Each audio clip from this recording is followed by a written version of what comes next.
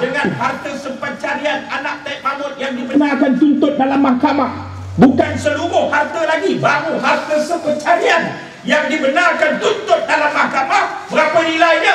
400 juta. Dengan 400 juta, hanya dengan harta seorang anak Tek Mahmud, saudara, harga gula seluruh negara boleh tak naik. Harga minyak boleh turun, harga elektrik boleh turun, saudara. Orang Cina faham maklumat ini. Kerana itu orang Cina tolak Barisan Nasional, bukan kerana perkauman. Oh, kalau betul kerana perkauman, orang Cina pilih DAP. Kalau dia tak pilih Cina DAP, dia nak pilih Cina mana? Cina MCA. Oh, pilih Cina MCA tak perkauman, pilih Cina DAP perkauman. Ini kepala otak apa ni? Cina lawan Cina, DAP tak lawan Lebay Sudin, Lebay Manda. DAP akan lawan Cina DAP. India DAP akan lawan India MIC. Ini Cina lawan Cina. Oh, bila pilih Cina DAP perkauman. Ini apa ni? Saudara-saudari, orang Cina faham maklumat ini. Dilaporkan dalam maklumat surat khabar Cina. Lantas orang Cina tak pilih Barisan Nasional. Orang Melayu, saudara, masalahnya apa? Banyak baca utusan Malaysia. Kerana itu maklumat itu penting. Jadi kerana itu pertemuan malam-malam seperti ini adalah pertemuan-pertemuan yang penting untuk menyampaikan maklumat. Di kawasan bandar, orang cerdik, Barisan Nasional semua tewas di kawasan bandar. Di kawasan kampung pendalaman, orang takut, orang diperbodohkan, orang diugut, orang tak pandai, orang tak ada maklumat. Disitulah kubu kuat Barisan Nasional. Kerana itu saya minta saudara jaga-jaga. Tak lama lagi akan ada pilihan raya. Pilihan raya umum, Najib akan panggil. Jangan sampai kampung saudara letak kain banner besar. Awas, ini kampung kubu kuat Barisan Nasional. Akan UMNO kan gemar buat perangai tak kejadah macam tu. Ini kubu kuat UMNO, dia kata. Maknanya kalau itu kubu kuat Barisan Nasional, saudara samalah tahap seperti mana Ulu Kapit, Ulu Niah, Ulu Dedap, tak mana ke dalam Keduhum tu di Sarawak. Saudara-saudari yang saya hormati sekalian, menjadi peranan kita. Kena ingat kunci peperangan ini apa? Orang cerdik, Barisan Nasional pasti tewas, insya-Allah. Orang tak cerdik, orang ditakutkan, Barisan Nasional kuat. Justru itu majlis-majlis seperti ini adalah majlis ilmu. Dalam majlis ilmu ini, selepas inilah saya minta, saya rayu semua orang harus main peranan dalam peperangan ini. Apa dia? Menjadi penyampai maklumat ke bawah. Untuk kita nak perang dengan UMNO ni tak boleh lagi main, orang dah cerdik. Jangan main sentimen tak tentu arah, maki hamon apa semua, tak boleh. Saudara mesti ada hujah. Untuk menyampaikan hujah-hujah seperti ini, saudara kena ada ilmu. Untuk itu setiap majlis ilmu seperti ini, selepas ini saya minta tolong bawa buku, nota dan pen. Kertas dan pen. Lepas ini salin maklumat pendedahan, siapa cakap, maklumat daripada mana, laporan mana, berapa jumlahnya, dan tolong sampaikan ke bawah. Saya percaya dan yakin kalau semua sampaikan main peranan ini, di tangga masjid, driver teksi bawa hujah dalam teksi, pergi kedai kopi bawa hujah di kedai kopi, insya-Allah tidak akan ada tempat lagi UMNO dan Barisan Nasional untuk memperbodohkan rakyat, khususnya di kawasan Lumut ini. Setuju, sir? Lepas ni kena bawa pen dan kertas. Kecuali makam menuntut ilmu dia sama tinggi macam Imam Ghazali, itu tak apa, tidur dalam ceramah pun boleh. Jadi saudara-saudari yang saya hormati sekalian, malam ini dalam tempoh masa yang diperuntukkan, insya-Allah saudara harus kuasai 4 maklumat penting.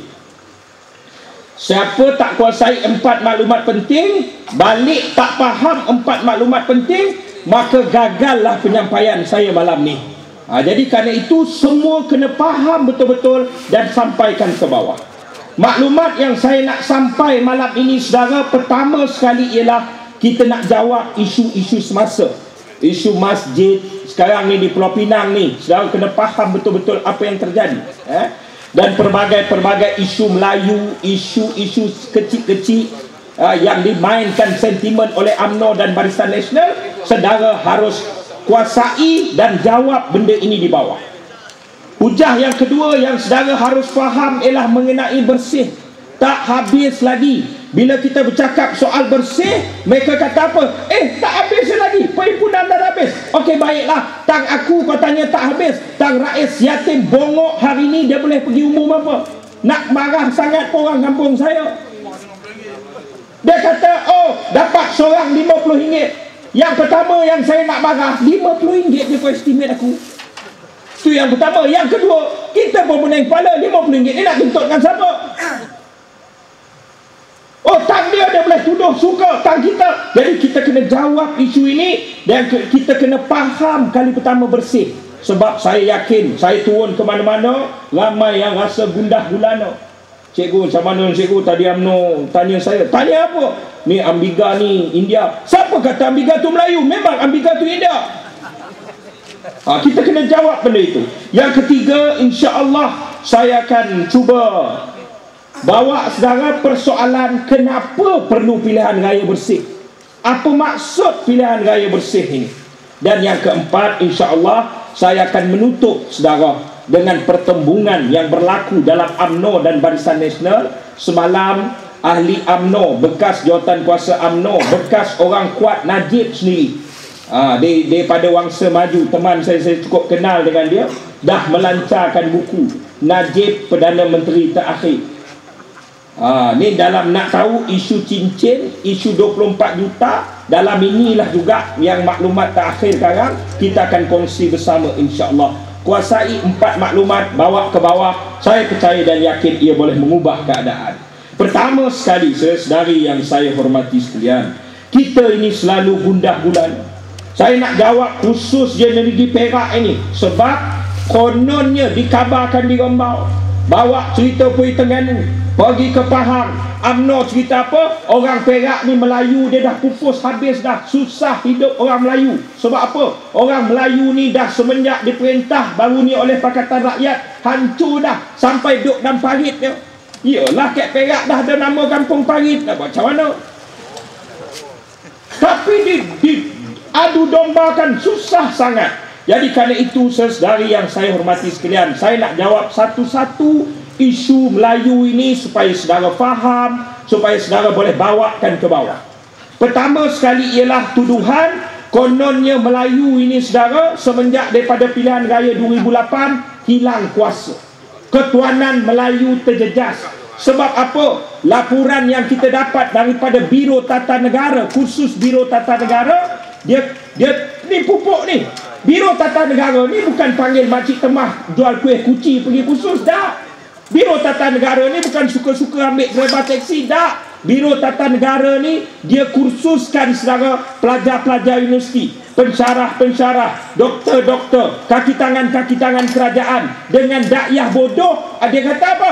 Pakatan Rakyatlah punca ketuanan Melayu hancur. Contohnya apa? Kerana Pakatan Rakyat bertanding tak ikut kota kaum pada tahun 2008. Saya akui betul kita tak ikut kota kaum. Kenapa? Sebab kota kaum ni siapa yang letak? Barisan Nasional yang letak. Kenapa kita harus ikut percaturan Barisan Nasional? Oh, suka-suka je mereka letak. Ini kubu kuat India, ini kubu kuat Cina, ini kubu kuat orang Melayu. Oh, ini MLC bertanding, itu MCA bertanding, itu orang UMNO bertanding. Kalau kita nak lawan, oh tempat ni komisi letak orang India juga, tempat sana komisi letak orang Cina, tempat sini kau letak orang Melayu. Siapa yang tentukan selama ini? Orang Barisan Nasional yang tentukan. Ni kawasan ni, Barisan Nasional letak siapa? Letak siapa?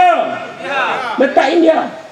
Orang India di sini pun saudara tak setuju India bertanding. Dia pernah tanya, dia pernah turun, tak pernah. Suka-suka kami kata, oh kerana Pakatan Rakyat tak ikut kota kaum, kuasa Melayu terjejas. Ini hujah apa? Contohnya di sini, hancur ketuanan Melayu. Siapa nama calon India bangin? Siapa nama dia? Siapa? Blossom? Tak kisahlah, orang jahat ni tak ingat nama pun tak apa. Besan ni bertanding lawan dengan Haji Nizam. Oh, oleh kerana apa namanya ni, Haji Nizar menang, maka habis ketuanan Melayu. Menangis makcik UMNO kat tepi PGI. Apa sal pakcik menangis? Alah, habis ketuanan Melayu. Macam mana ketuanan Melayu ni Besen ni kalah ni menang Haji Nizar. Habis Haji Nizar tu tak Melayu. Saya bagi contoh Teluk Kemang, kawasan kubu kuat India. Siapa kata kubu kuat India? Barisan Nasional juga. Daripada zaman Padmanabhan sampailah zaman Sotinaden. Ingat Sotinaden? Duduk di Parlimen Teluk Kemang jadi menteri. Pernah dia tanya, akhir tapi bila kita nak tanya, kita turun, kita tanya orang India, betul ke kamu perlukan ketua India di sini? Dah, dia kata. Kita perlukan ketua yang benar-benar boleh bela rakyat. Akhir kita tanya orang Cina. Orang Cina tak ada masalah siapa bertanding. Kita tanya orang Melayu, kita buat convention, kita nak pilih calon terbaik. Akhirnya, kita memilih calon berdasarkan kompetensi, bukan berdasarkan Melayu, berdasarkan kelayakan. Datuk Kamarul Bahrain daripada Keadilan berlawan dengan Datuk S. Sotinaden di Teluk Kemang daripada MIC. Kita ikut kota kaum, kita tak ikut kota kaum. Hujahnya kerana kita tak ikut kota kaum, ketuanan Melayu hancur. Malam pilihan raya, kawan-kawan telefon daripada Teluk Kemang, dia kata, cikgu, malam ni merusuh lah. Kenapa merusuh? Sebab 2,000 lebih orang India nak tunggu di pejabat daerah Podinson, nak dengar keputusan pada malam pilihan raya 2008. Habis saya kata, kenapa lah kau risau merusuh? Sebab ni nak umum ni orang India kalah. Akhirnya saudara, umum Sotinaden kalah di kalangan, di tangan Kamarul daripada Keadilan dengan majoriti hampir 2,000. Tiba-tiba tak disangka orang India bangun bersorak dengan orang India kalah.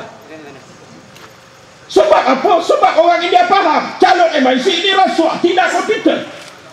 Orang India bersorak dengan orang India kalah. Tapi UMNO di Teluk Kemang, dekat tepi pantai, nak terjun, menangis macam mati laki.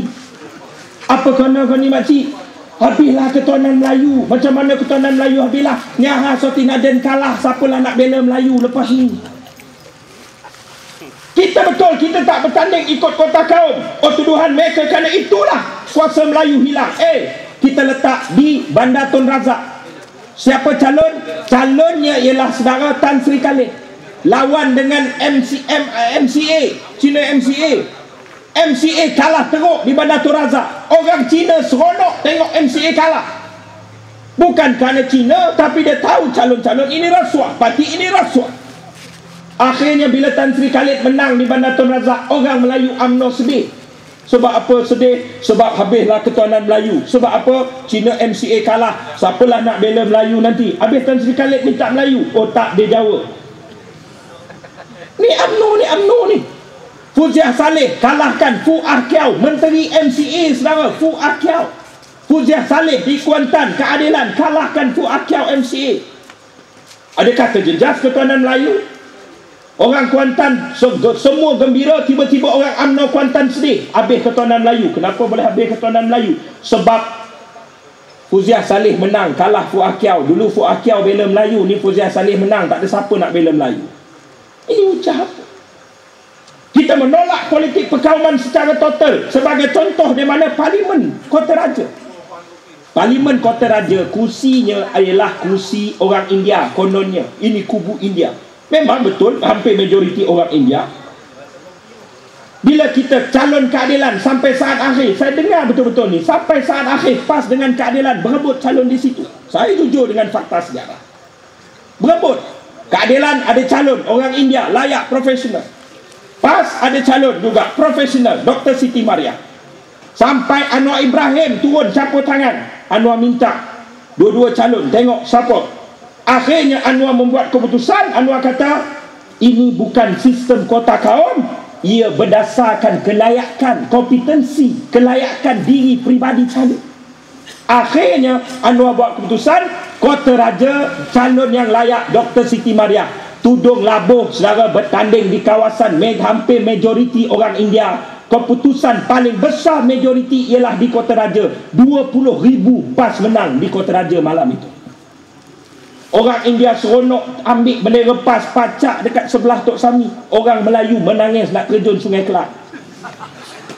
Apa puncanya ni? Habis ketuanan Melayu dah punca pilihan raya 2008. Kenapa pula ni kalah ketua Nita MIC, menang pula Dr. Siti Mariah? Siapa pula nak bela Melayu lepas ni?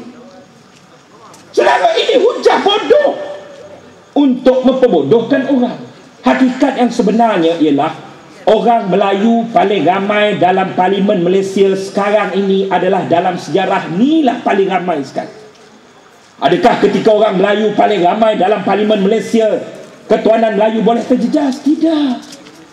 Patut yang marah siapa orang Cina? Cina yang banyak hilang kursi. Patut yang marah siapa orang India? Sebab apa? Orang India yang banyak hilang kursi. Tapi kenapa pula tiba-tiba Melayu seman tak tentu arah? Sebab kita diperbodohkan oleh UMNO dan Barisan Nasional.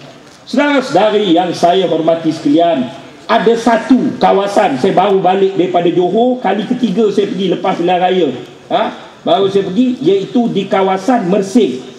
Di Mersing ni saudara, ada satu kawasan nama dia Tenggaruh. Dun Tenggaruh ini alhamdulillah ketuanan Melayu selamat. Sebab di sana Ustaz PAS bertanding. Ustaz PAS lawan dengan calon MIC. Di kawasan orang India Ustaz PAS menang. Di kawasan campuran Ustaz PAS menang. Di kawasan Cina Ustaz PAS menang. Kawasan paling ramai pengundi mana? Felda Tenggaruh. Di Felda Tenggaruh atas nama ketuanan Melayu, Ustaz PAS kalah. Menang MIC saudara. Maka puasa 3 hari 3 malam, tumbang lembu, tumbang kambing. Kerana apa? Alhamdulillah ketuanan Melayu selamat kerana berjaya mengekalkan wakil rakyat MIC, menewaskan Ustaz PAS. Saya tak nak cerita soal perkauman, tapi saya nak tunjukkan dengan saudara supaya kita membuka minda kita pada malam ini. Kenapa? Apa sempit sangat perkauman kita, sehingga akhirnya kita tidak boleh berfikir dengan cara waras. Saudara-saudari yang saya hormati sekalian, yang sebenarnya ia tidak ada kena-mengena dengan perkauman. UMNO yang sebenarnya semakin hari semakin nazak. Bila mereka nazak, mereka bawa balik sentimen orang Melayu menjadi sentimen perkauman. Tapi sebenarnya kuasa Melayu lebih hebat jika tanpa UMNO ini. Kena ingat pilihan raya 2008, macam mana orang Melayu boleh paling ramai dalam Parlimen Malaysia? Sebab kita tak ikut sistem UMNO. Orang Melayu hebat tak? Hebat. Orang Melayu kena ingat merupakan bangsa pertama, orang pertama yang mengelilingi dunia. Saudara, siapa? Panglima Awam. Ketika Ferdinand Magellan datang ke Melaka, dia buat secara terbuka meritokrasi. Di Melaka pada ketika itu saudara, ada orang seluruh dunia, bangsa seluruh dunia berpengkalan di Melaka. Ferdinand Magellan nak cari siapa? Siapa boleh jadi ketua kapal dia untuk bantu dia pusing satu dunia. Dalam sejarah, kononnya Ferdinand Magellan pusing satu dunia. Bukan. Ferdinand Magellan pusing, buat selection seluruh Melaka, ambil orang Melayu, nama Panglima Awang paling hebat. Siapa? Orang Melayu. Pusing satu dunia sampai Filipina. Ferdinand Magellan mati sebab kena gigit nyamuk malaria. Mati Ferdinand Magellan, Panglima Awang bawa balik kapal daripada Filipina balik Melaka. Siapa yang pusing dunia? Bukan Ferdinand Magellan, Panglima Awang pusing dunia. Ada UMNO pada masa itu? Tak ada. Maknanya kenapa orang Melayu sekarang menjadi lemah, menjadi takut, menjadi nak berubah takut? Sebab apa? Sebab diperbodohkan oleh UMNO dan Barisan Nasional. Saudara-saudari yang saya hormati sekalian, selesai bab pertama, faham ni ketuanan Melayu. Saudara kalau sasah macam ni dekat kedai roti canai, rata roti canai orang UMNO, saudara. Yang kedua yang saya nak bagi tahu ialah persoalan Pulau Pinang. Tak habis-habis Pulau Pinang. Balik-balik Pulau Pinang. Ini sekarang ni sampai azan pun kecoh di Pulau Pinang. Yang saya nak terangkan sekarang bermula daripada, benarkah kita ni pengkhianat orang Melayu? PAS ini katanya pengkhianat orang Melayu. Keadilan ni lagilah tak ada Melayunya langsung. Sebab apa? Sebab menaikkan seorang ketua menteri Cina nama Lim Guan Eng. Hujah asas semua orang tahu hujahnya apa. Lim Guan Eng dia ganti siapa? Adakah dia gantikan Melayu Aceh Ko Sukun Alalullah? Tak. Ko Sukun itu Cina, Lim Guan Eng itu pun Cina. Cina ganti Cina. Tak mana Melayunya? Tak ada masalah. Tetapi masalahnya apa dia? Masalahnya ketika pilihan raya 2004. Saudara tahu atau tidak, pilihan raya 2004, siapa ketua menteri? Kau sukun lepas pilihan raya. UMNO ada berapa kursi pada ketika itu? Pada ketika itu, saudara, UMNO ada sekitar 15 kursi. UMNO ada lebih kursi, ada 15 kursi. Kau sukun datang daripada parti mana? Kau sukun datang daripada parti Gerakan. Gerakan ada berapa kursi? Sekitar 10 kursi saja. Sekarang ini kedudukan dalam Dewan, ada berapa? Kedudukan dalam Dewan DAP ada 19 kursi. Keadilan ada 9 kursi. PAS ada 1 kursi. Saudara, saya sebut dengan jelas, kalau satu ketika nanti insya-Allah Bengali, Cina, India, Buddha, semua sokong PAS, semua nak masuk PAS, semua boleh menerima perjuangan Islam sebagai perjuangan universal, saudara. PAS ada 19 kursi di Pulau Pinang, DAP ada 1 kursi, sudah tentu percaturan memilih ketua menteri itu berbeza. Tapi sekarang DAP ada 19, Keadilan ada 9, PAS ada 1. Apa masalahnya? Yang banyak jadi ketua. Nak pilih ketua darjah, Cik Darjah 1 Melu, Sekolah Kebangsaan Datuk Bandar Asap, pun kira angkat tangan. Siapa banyak undi, dia menang. Boleh jadi ketua kelas dia. Ini nak jadi ketua menteri, guna asas demokrasi dalam Dewan. Siapa paling ramai? DAP paling ramai. Jadi, tanpa kita, DAP ternyata majoriti. Dan DAP mengajak kita sama untuk membentuk kerajaan. Dan akhirnya, saudara, dia jadi ketua menteri. Apa masalah dia? Ketika UMNO ada 15 kursi, Gerakan ada 10 kursi pada pilihan raya 2004, mana pergi jeritan Ketuanan Melayu? Ketuanan Melayu, ketua UMNO bahagian pergi jumpa Kos Sukun. Ini boleh kira-kira. Apa kira-kira? Sebab pada ketika itu, saudara, kena ingat, Kos Sukun punya parti ada 10 kursi, tapi MCA juga ada 10 kursi pada ketika itu. MCA sedang berebut dengan Gerakan untuk menjadi ketua menteri. Pada ketika itu UMNO memilih siapa? UMNO terus memilih Kos Sukun. Sebab apa? Sebab ketua-ketua bahagian UMNO diberi jaminan. Tender kutip sampah, tender potong rumput, tender buat lain jalan, tender buat longkang. Dia tanya Kos Sukun, boleh dapat dekat kami orang? Ini tender kecil, tak payah buka tender pun, ambil macam harta mak bapak kita. Maka apabila pemimpin-pemimpin UMNO temboloknya kenyang, hiduplah Ketuanan Melayu. Habis, jadilah Kos Sukun jadi ketua menteri. Kalau betul pada ketika itu, kalau mereka menuntut jadi ketua menteri Pulau Pinang, boleh ke tidak? Boleh ke tidak? Boleh. Tapi pada ketika itu, perjuangan Melayu mereka, saudara, hanya berdasarkan keperluan tembolok individu mereka masing-masing. Jadi kalau kita hari ini dituduh pengkhianat, kenapa? Kerana meletakkan Kos Sukun yang jelas majoriti di Pulau Pinang.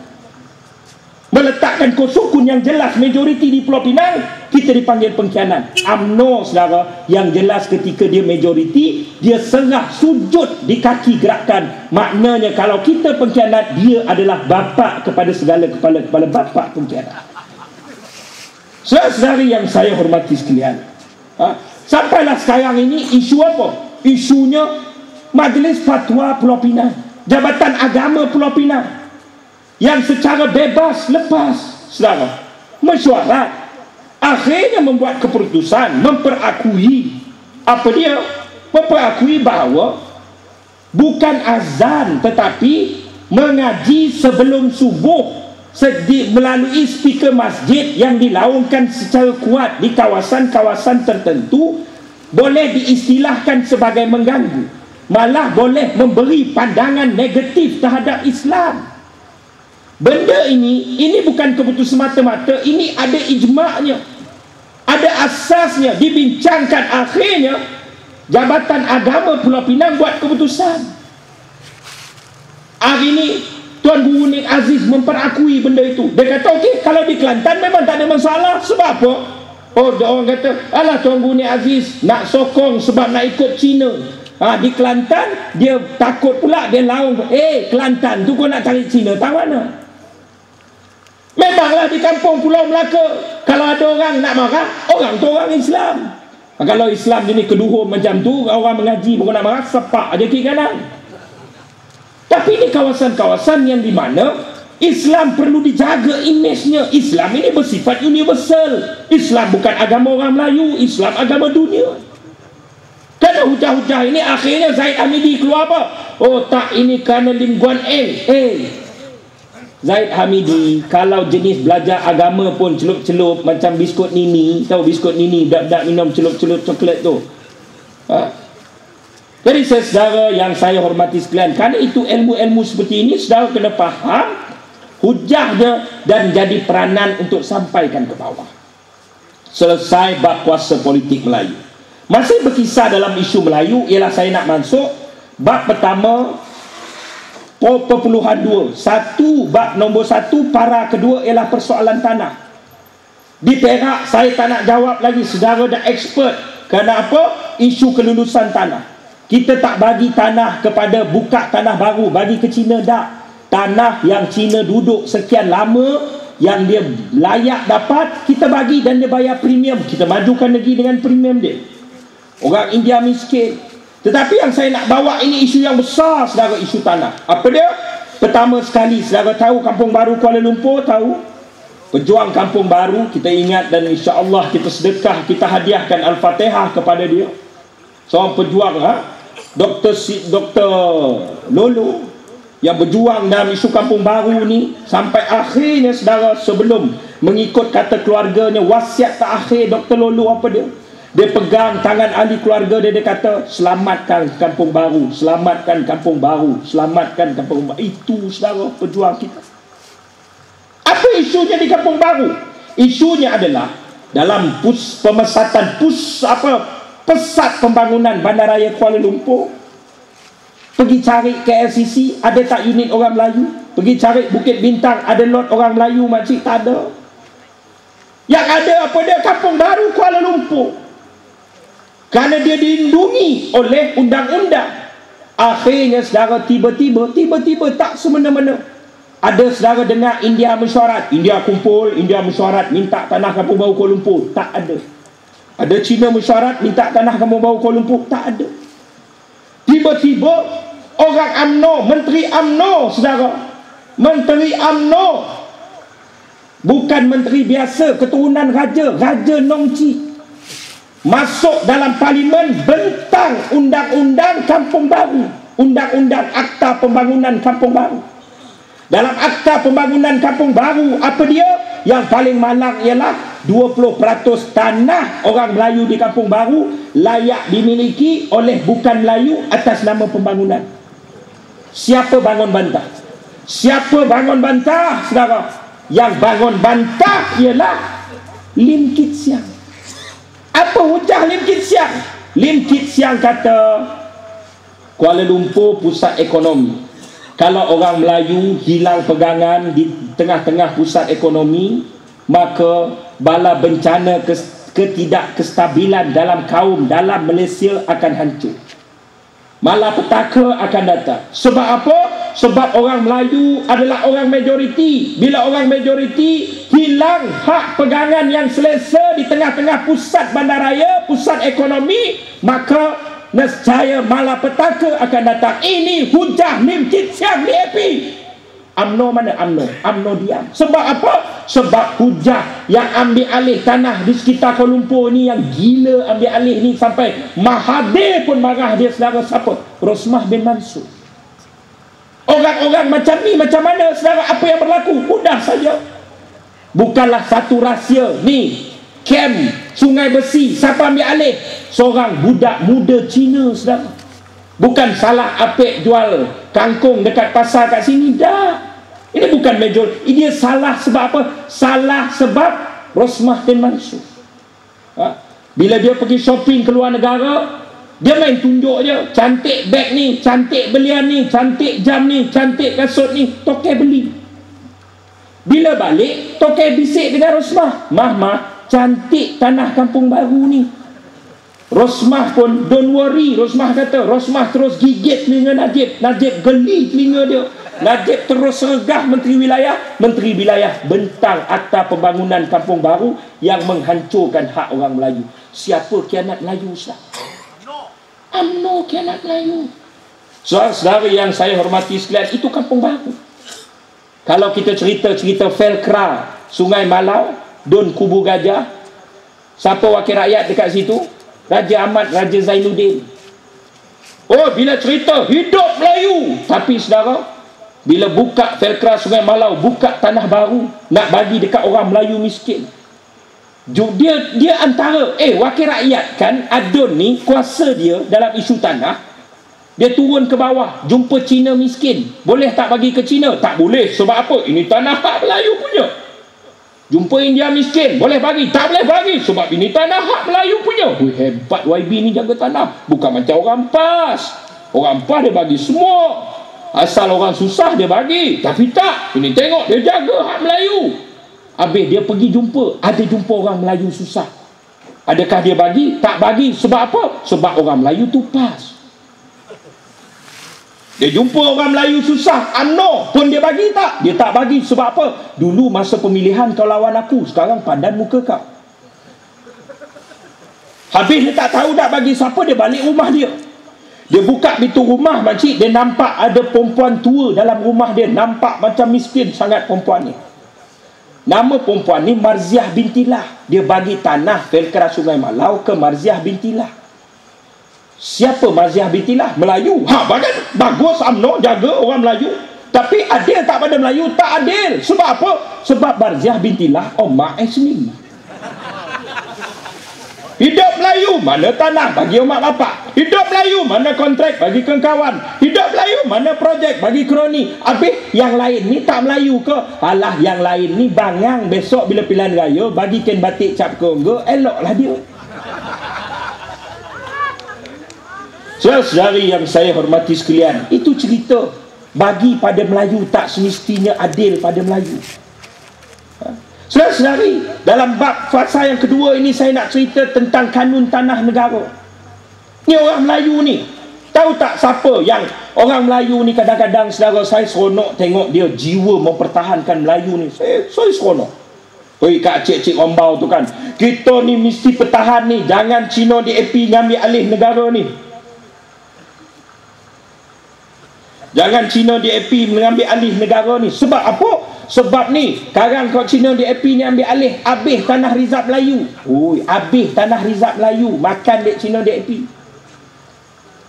Kalau macam tu, saudara, saya pun tanya dia, Pak Cik kat mana tanah rizab Pak Cik ni? Cik tak ada lah tanah rizab. Habis tu Cik risau, Cik risau rumah orang depan lah, dia ada tanah rizab. Habis Cik tu tanah sewa. Orang Melayu ni dia suka risaukan orang lain. Baiklah, menjawab isu kanun tanah negara ni saudara, undang-undang yang dihasilkan oleh British penjajah. Ketika zaman 1940-an, belum merdeka lagi. Kerana ketika itu konfrontasi bergaduh komunis dan sebagainya, nak pujuk orang Melayu supaya terus rasa selesa tunduk kepada penjajah, maka diperkenalkan kanun tanah negara. Dalam kanun tanah negara disebut saudara, disebut apa? Disebut dengan jelas mengenai reserve tanah Melayu. Nak jual mesti jual sama Melayu. Nak maju wajib ganti dekat tempat lain pada nilai yang sama saudara. Siapa buat undang-undang? Orang putih buat undang-undang. Bila? 1940-an. 1957 orang putih balik. UMNO menjadi pewaris penjajah. Rekod menyatakan orang putih tak bawa dalam kontena tanah rizab Melayu, sinci pun tak ada. Orang putih tinggal semua waris di UMNO. Berapa tahun 1940-an tanah rizab Melayu diisytiharkan? 3 juta hektar. Berapa tahun 57? 3 juta hektar. Maknanya UMNO ambil 3 juta hektar waris tanah rizab Melayu. Kajian dibuat tahun 2000 oleh sebuah universiti di utara Malaysia. Berapa tinggal tanah rizab Melayu tahun 2000? Daripada tahun 57 sampai tahun 2000, berapa tinggal tanah rizab Melayu? Yang tinggal tanah rizab Melayu 1.3 juta hektar. Tolong ingat saya, bila yang tanah tempat yang paling banyak hilang mana? Johor. Bila DAP jadi Menteri Besar Johor, ada ke? Tak ada. UMNO lah yang jadi. Hilang di Negeri Sembilan. Bila DAP jadi Menteri Besar di Negeri Sembilan, UMNO lah yang jadi Menteri Besar. Yang habis sampai bukan sekadar tanah pantai, tanah dekat tengah laut pun dah bagi-bagi ada nama.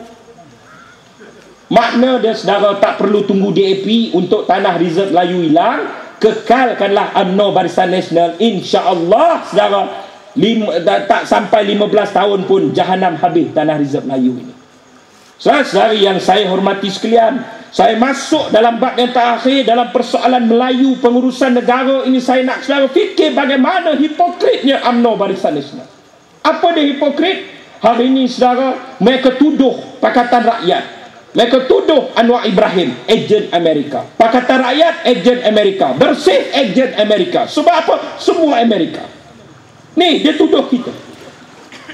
UMNO pula, UMNO baik, UMNO bagus. Sebab apa? Sebab UMNO ni menentang Israel. Sebab apa? Sebab UMNO ni baru ni pun hantar kapal. Apa kapal tu buat? Hantar Panadol, hantar mineral, hantar selimut pergi ke Palestin yang sedang dikepung oleh Israel.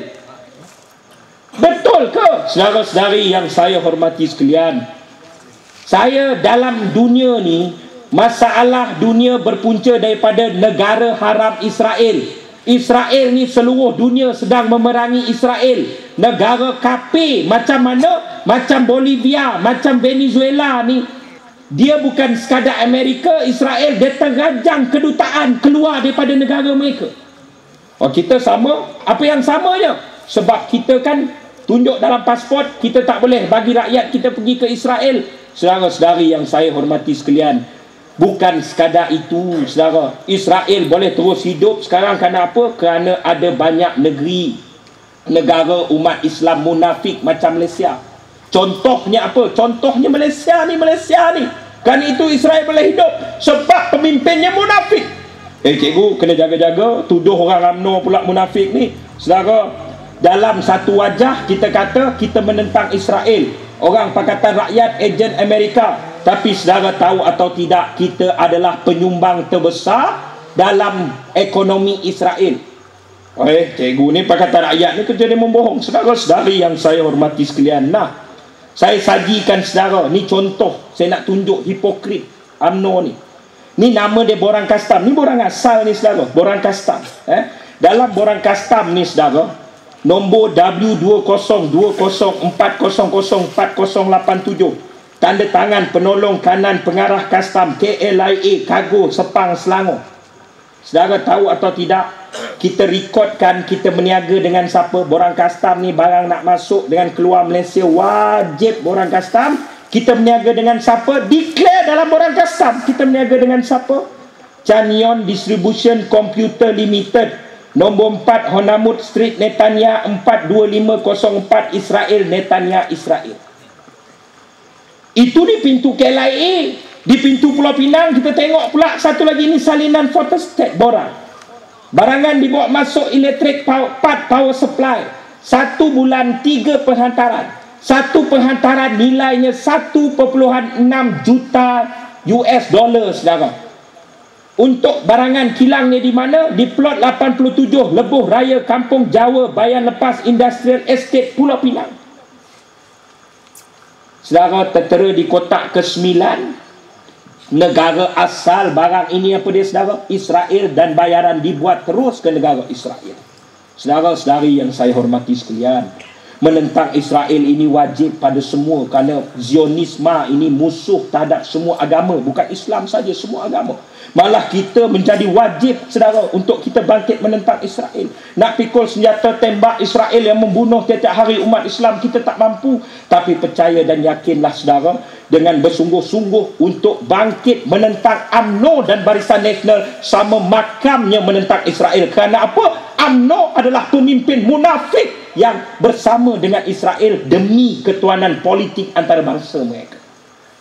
Nah, ini buktinya. Jangan suka-suka aja Zamri Zimbabwe ni, oh ini ejen Amerika, ini ejen Amerika. Ni kamu kena jawab persoalan ini. Saudara-saudari yang saya hormati sekalian, selesai bab Melayu ni saya rasa saudara dah faham dan boleh hadam. Masuk saudara, saya tinggal dalam 10 minit saja lagi. Saya cuba habiskan berapa hujah ini. Persoalannya saudara ialah isu bersih ni, saya jawab ringkas-ringkas sajalah begini saudara. Isu bersih ni, pertama sekali ialah orang cakap dengan kita, bersih ni ketuanya India. Bila pula ketuanya Melayu? Amiga tu India, memang India, tak payah kamu petikai. Tapi persoalan dia kata, oleh kerana bersih ini semua parti ikut PAS Pak Lebay, tapi ikut India, maka ini semua ni nak ikut masuk agama Hindu. Ini hujah bangang UMNO. Saudara tahu tak, hari tu kita ni bersungguh-sungguh lawan pasukan bola sepak Harimau Melaya, lawan dengan Singapura, tu pun kalah. Saudara, dekat sini menang, tapi dekat Singapura bomoh tak sampai ke sana, kalah kita teruk di Singapura. Di sini kita menanglah juga, tapi tak cukup golnya. Siapa ketua pasukan bola sepak ni? Siapa yang mengendalikan pasukan bola sepak Malaysia? Yang apa nama dia? Raja Gopalu. Siapa Raja Gopalu? India. India ni bagi arahan pula, saudara. Hari ni semua turun stadium pakai baju biru, biru semua. Hari ni turun stadium pakai baju kuning, kuning semua, saudara. Adakah bila kita turun stadium sama kita jadi Hindu seperti Raja Gopalu? Dah. Kita tu sebab kita turun ke stadium kenapa? Kita turun ke stadium menyokong bola sepak Malaysia. Apa kena-mengena dengan agama Raja Gopalu? Begitu juga bersih, saudara. Kita turun ke Kuala Lumpur. Kenapa? Kerana nakkan pilihan raya bersih dan adil. Kerana itu, saudara, kerana itu persoalannya dia tak ada kena-mengena dengan apa agama Amiga. Siapa yang asaskan gerakan bersih pilihan raya? Saudara kena faham. Tuan Haji Said Sahir, bekas Presiden MQC. Kita dah berhimpun pun tahun 97. Ingat ke tidak? Siapa ketika itu? Said Sahir. Masa itu adakah? Oh, dia kata okey tak apalah, oleh kerana Melayu jadi pengerusi, maka kita layan dengan elok. Tak, masa tu pun mereka kata macam-macam dekat kita. UMNO ni, saudara, selagi kita nak buat elok lawan dia, dia akan kata macam-macam.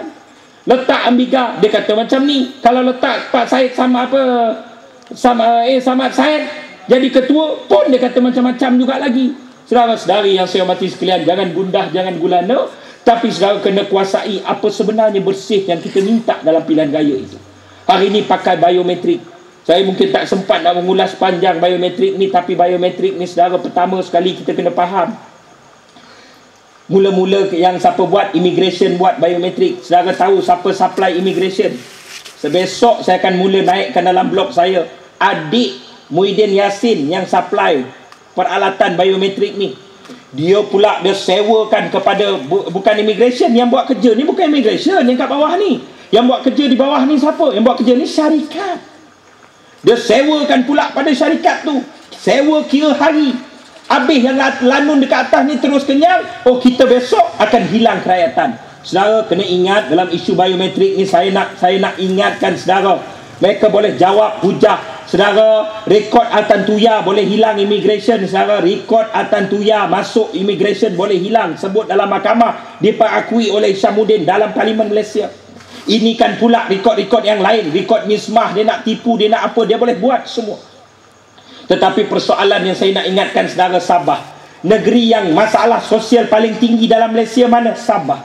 Negeri paling miskin dalam Malaysia mana? Sabah. Negeri yang jenayah paling tinggi dalam Malaysia mana? Sabah. Kenapa benda ini berlaku? Sebab ketika zaman Dr. Mahathir, saudara, mereka nak memperolehi kemenangan, mereka telah membawa masuk sejumlah besar rakyat asing ke dalam negara dan diberi kad pengenalan. Dan orang yang diberi kad pengenalan sekarang ini, saudara, sudah ada cucu di Sabah.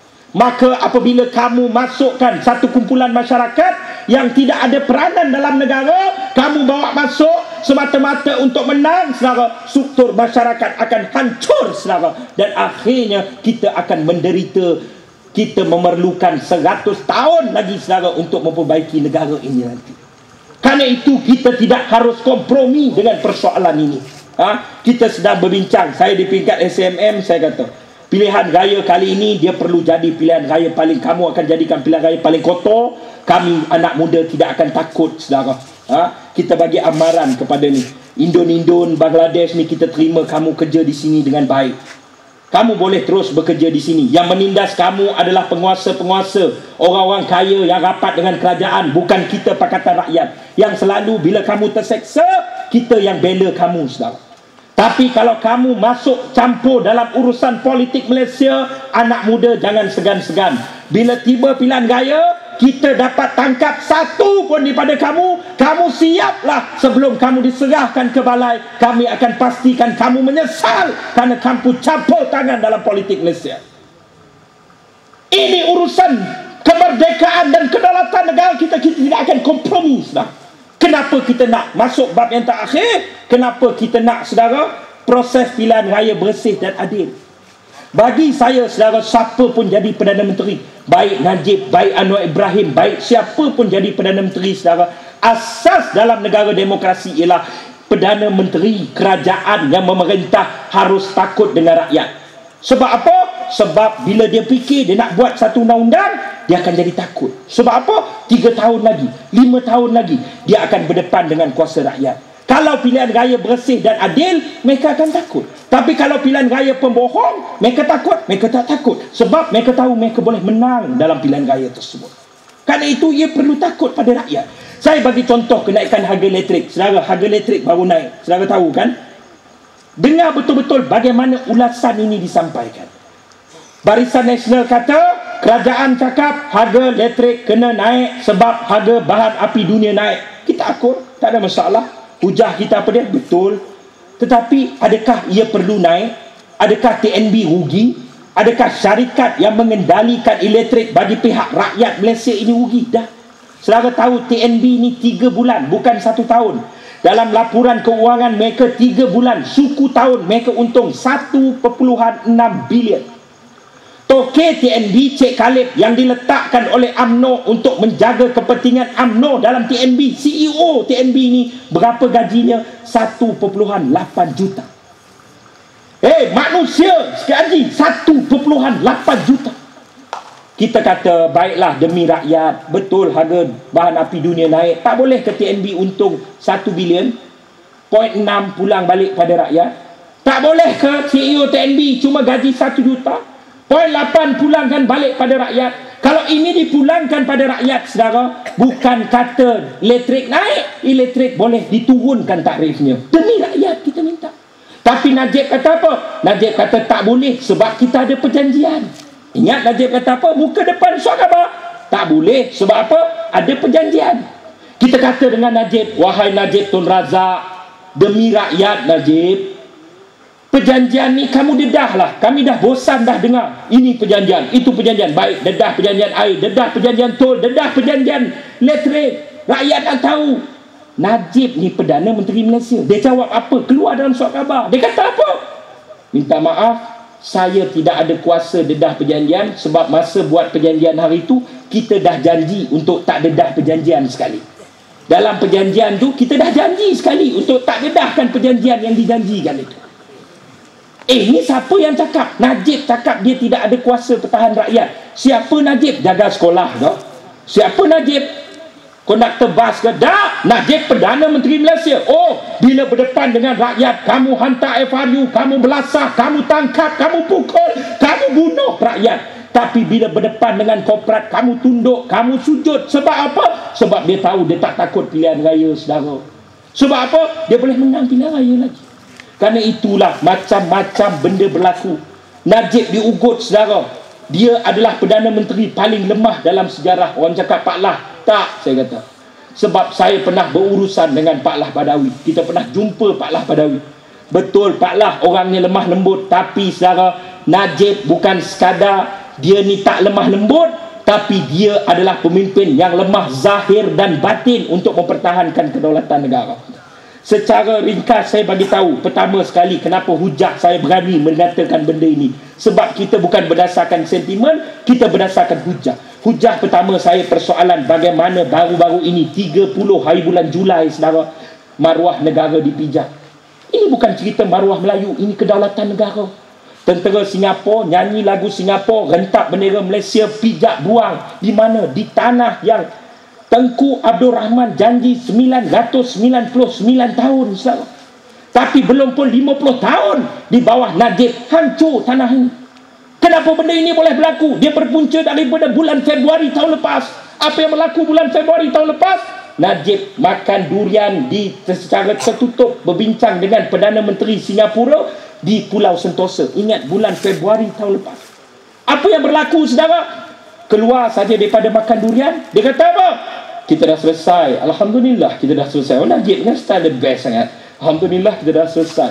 Apa yang kita selesai isu tertangguh dengan Singapura. Macam mana selesai, Datuk Seri?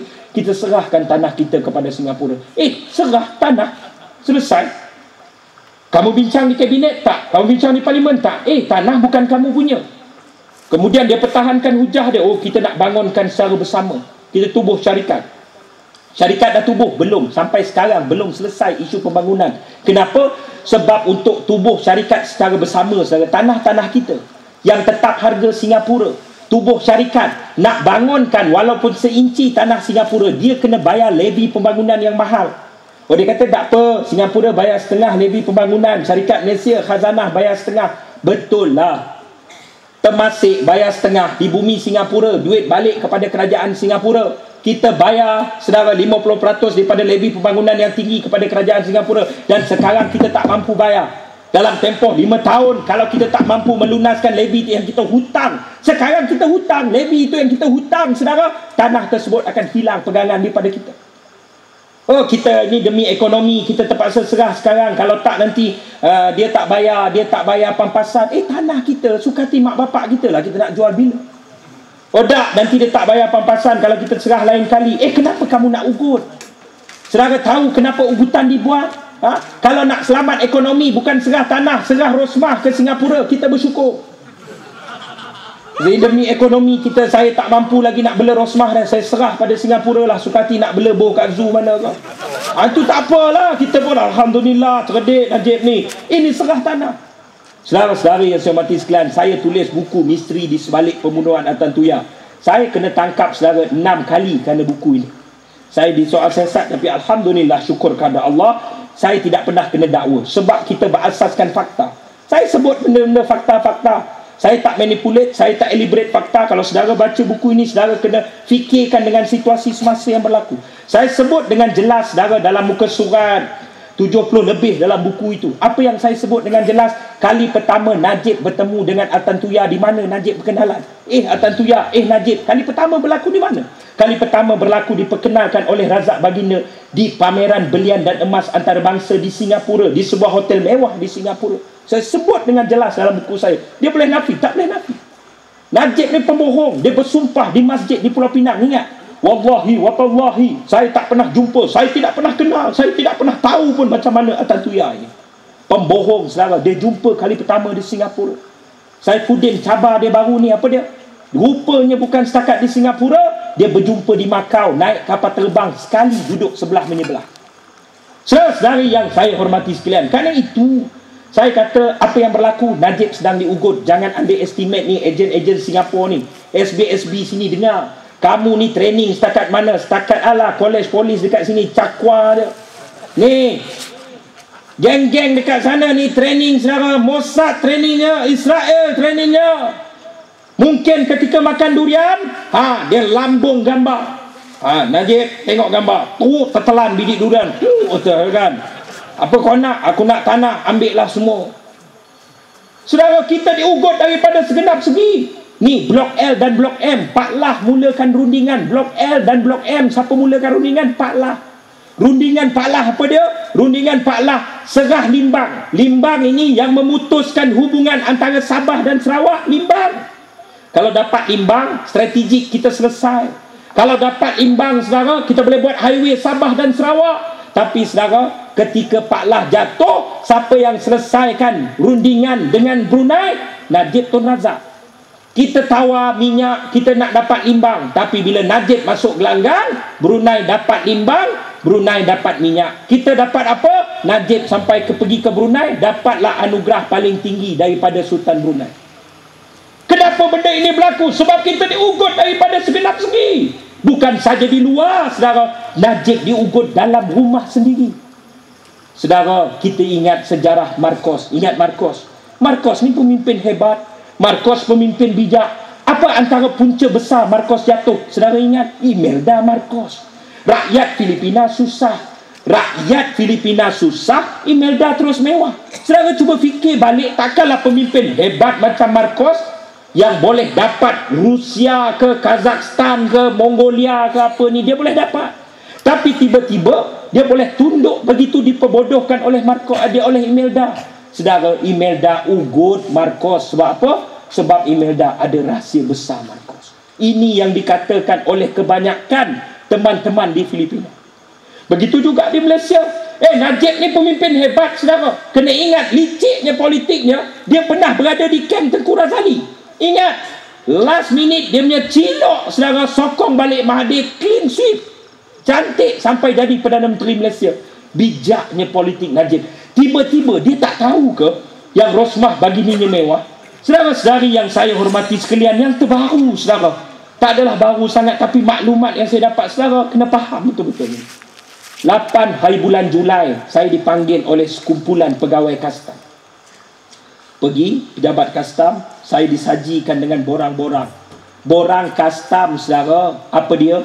Belian masuk Natural Fancy Grey Cushion Cut Diamond pada 16 April 2011.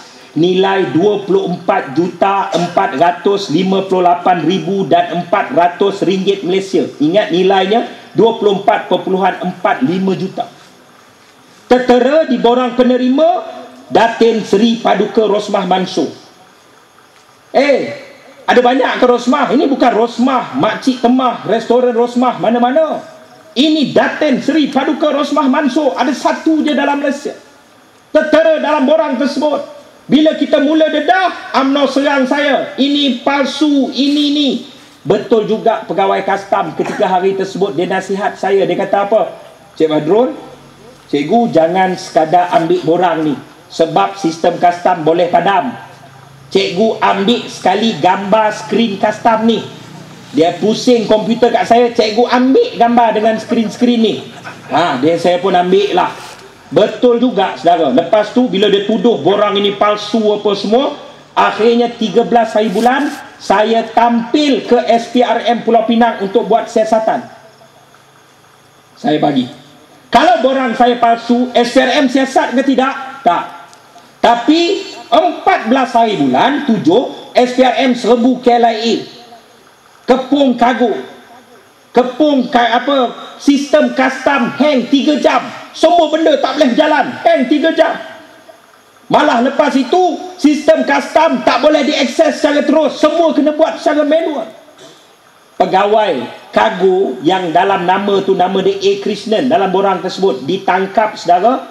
Tangkap petang, orang tu nak balik kerja, terus kena tangkap dengan SPRM. 3 pagi baru lepas. Nasib baik tak terjun mana-mana bangunan. Sebab apa?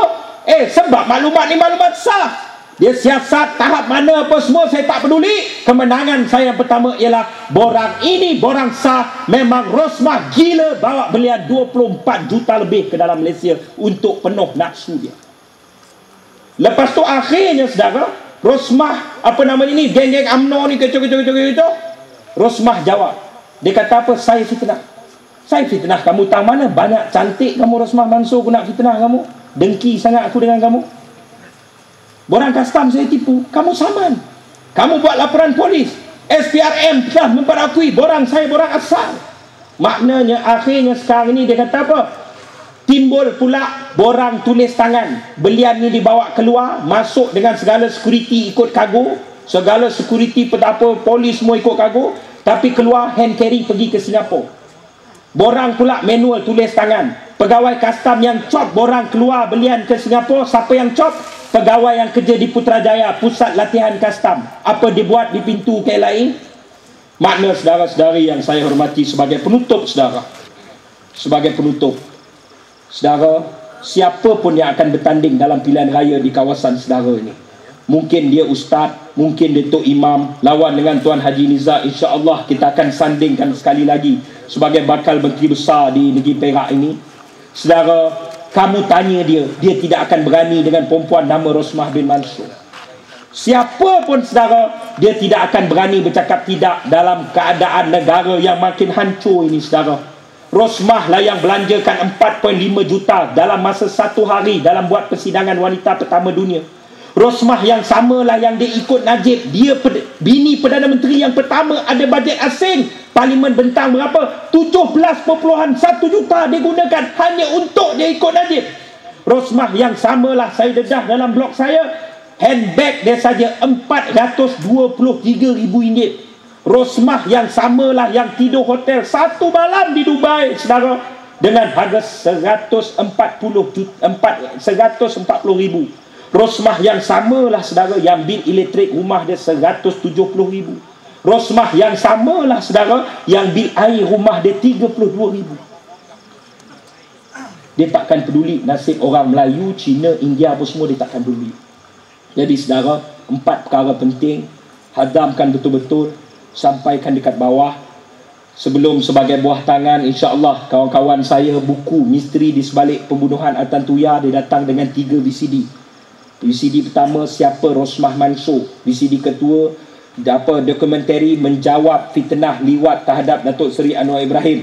VCD yang ketiga saudara ialah mengenai jenayah cubaan bunuh Menteri Zahid Hamidi, yang kalau saya cerita dia mungkin jadi fitnah, tapi mangsanya sendiri yang buat laporan polis tak jalan, dia rakam semua benda ini, dia buat dalam satu VCD. 3 VCD, satu buku. Saudara tolonglah dapatkan dengan harga kos yang kawan-kawan ni letakkan nanti, untuk bantu teman-teman ni yang infakkan masa mudanya untuk bersama dalam perjuangan ini, insya-Allah. Dan saya halalkan cetak rompak. Buatlah cetak rompak banyak-banyak lepas ni.